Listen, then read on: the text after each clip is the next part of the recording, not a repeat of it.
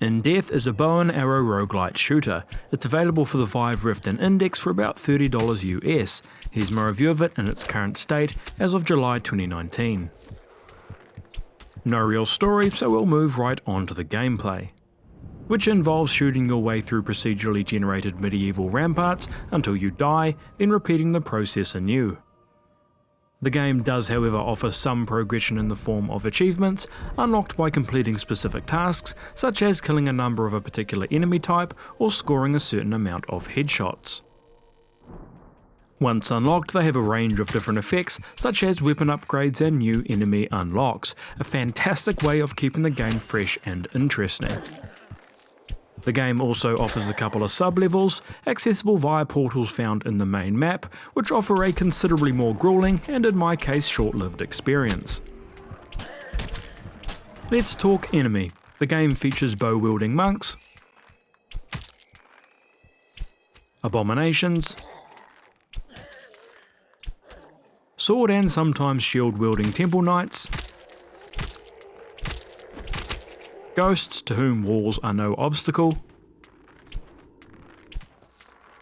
bomb-throwing incubi,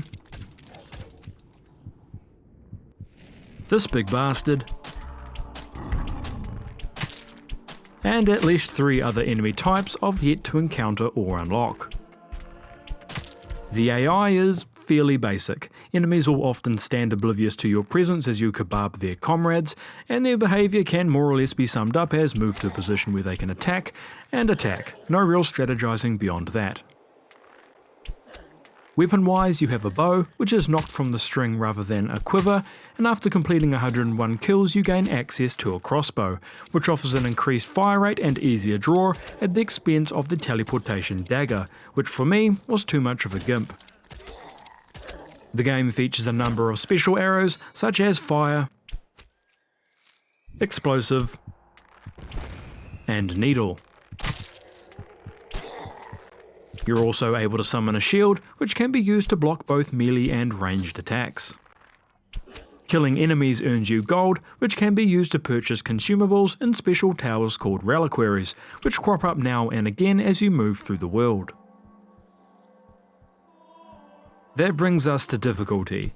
The game is merciless, and exults in punishing the overconfident and prone to panicking, and while the main world enemies can often be picked off leisurely from a careful distance, expect no such courtesy in the sub-levels. If you're in the market for a challenge, you'll find one here.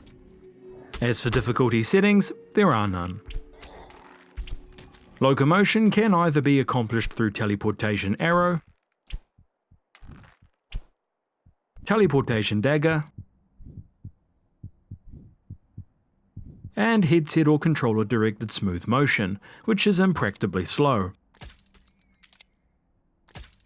The game also offers smooth and snap artificial rotation, as well as left-handed support. Now for graphics, which are top-notch in my opinion. The lighting in particular is fantastically done. As for graphic options, the game offers 4 detail levels as well as super sampling. I was able to run full detail without super sampling perfectly fine on my 1070. We're left with the verdict. In Death represents a somewhat new take on the VR dungeon crawler genre, providing a brutally mature gameplay experience in comparison to its more Disney-like genre mates. For what it is, $30 US is on the pricey side, though given the genre, mileage will certainly vary.